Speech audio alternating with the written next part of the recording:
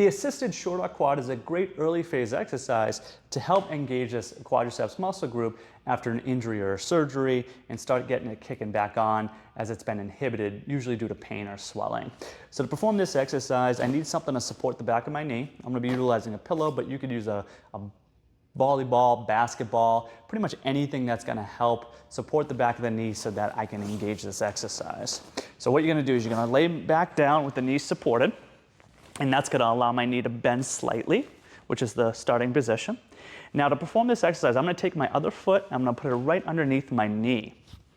And what I'm going to do, I'm going to try to drive this exercise from my quadriceps muscle, try to engage it, and I'm going to kick my leg forward, and then I'm just going to help with the other leg as much as I need.